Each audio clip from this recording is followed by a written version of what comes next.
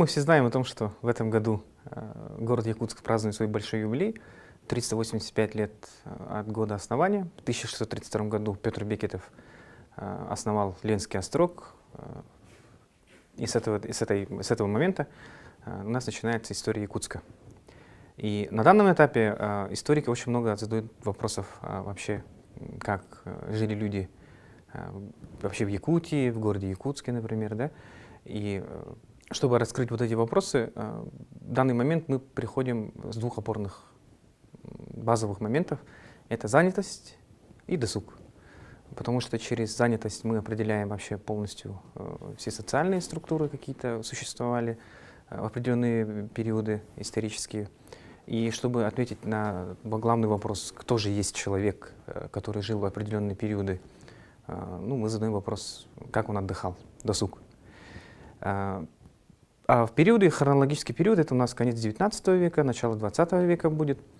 Почему именно этот период? Потому что город Якутск, то, что мы сейчас его видим, каким он есть, культурный ландшафт, социокультурное пространство города Якутска, появляется именно вот в середине 19-го, начало 20 века.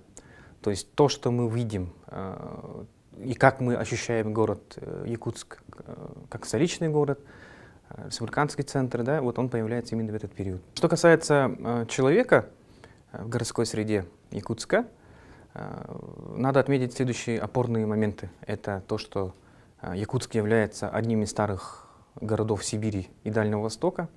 Все крупные города Дальнего Востока, они, восточнее Якутска, если берем, они являются основанными после города Якутска. Даже, например, Иркутск, он основан был после Якутска, в этом деле. Улан-Удэ, например. Это один из старейших городов. То есть история очень богата, очень разнообразна, очень много спорных моментов, конечно. Ну и самый момент ответить на вопросы, чем занимался горожанин Якутска в конце 19-го, начало 20 века, это мы должны посмотреть социальную структуру города Якутска. Мы все знаем о том, что в начале 20 века, вплоть до Октябрьской революции, мы говорим о том, что общество якутское и российское было разделено на сословия. И город Якутск ничем не отличался от других городов Сибири, Дальнего Востока, в целом России. Были основные сословия — это дворяне, духовенство, крестьяне, мещане. Особым отличительным моментом Якутска это были инородцы. Если посмотреть внимательно на все сословные структуры, сословные деления города, то, например, были дворяне потомственные и личные дворяне. Духовенство делилось на белое духовенство, черное духовенство, то есть были монахи. У нас в городе Якутске существовал мужской монастырь, белое духовенство. Крестьяне жили в основном в пригородах города Якутска. И в число крестьян можно отнести, например, даже такие интересные сословные и религиозные даже можно, да, отметить слои общества. Это секты. Например, это скопцы. В пригороде Мархе Мархан является скопческим поселением. То есть в Якутск приезжали различные религиозные секты, сосланные из Центральной России, или сами приезжали наоборот, да, и они оседали вот в пригороде и занимались сельским хозяйством. Мещане у нас тоже существовали в городе Якутске. Они ничем не отличались от мещан Сибири, сибирских городов. Это были в основном те люди, которые жили в городе Якутске, в городской среде, и имели собственность, и занятость у них была в городе. То есть это были горожане конкретно. Что касается инородцев, то в архивных источниках, которые мы наблюдаем или мы можем открыть в Национальном архиве Республики Саха-Якутия, там прописано то, что это в основном были якуты.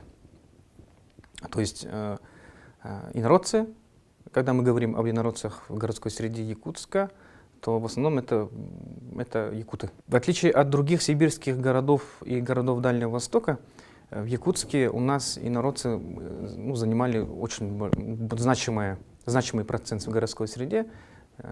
Население у нас было, скажем, даже так, где-то более 40% это у нас были уже инородцы. То есть, если говорим, что в 1908 году население города Якутска было чуть больше 7 тысяч, то из этих 7 тысяч у нас 3 тысячи были якуты. То есть они говорили на якутском языке, одевались соответственно, и занятость тоже была в таком плане. Если говорить о особенностях, то город Якутск говорил на якутском языке, это отмечают все этнографы и путешественники, которые побывали в Якутске.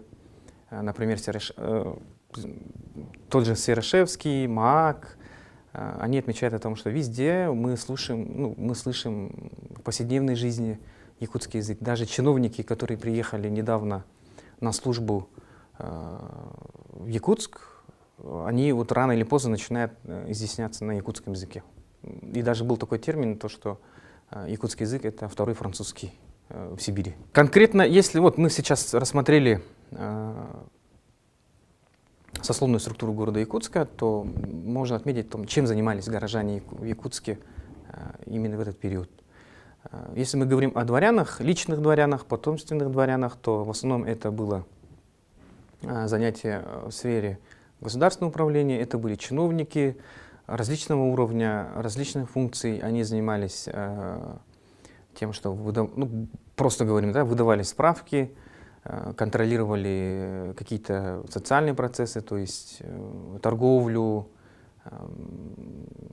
приезд ссыльных, отправка ссыльных, контролирование каких-то губернских вопросов. Начиная со второй половины XIX века в Якутии появляется свой губернатор, гражданский губернатор. То есть он номинально получается некая независимость от иркутского губернатора.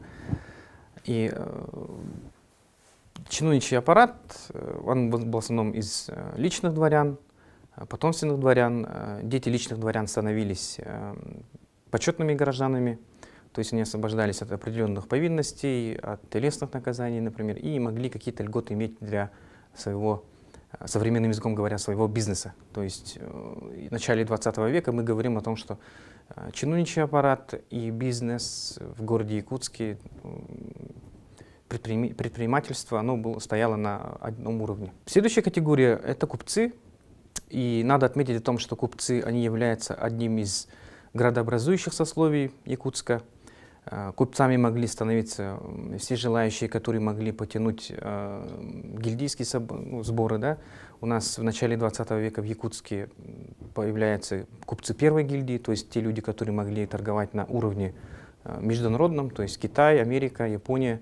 Это вот уровень первой гильдии. И, например, Сербяке, тот же самый знаменитый, да, он был купцом первой гильдии. Очень много купцов второй гильдии, они магазины, лавки базировались в Якутске, то есть торговали по всей области Якутской, по всей Якутии, считаете, да?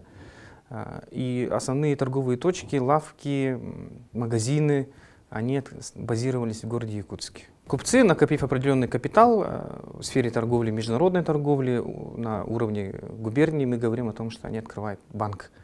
И этот банк, он начинает торговать, работать с Китаем, там, ближайшими государствами, городами, и иметь какие-то свои филиалы в крупных городах России, по Сибири и Центральной России.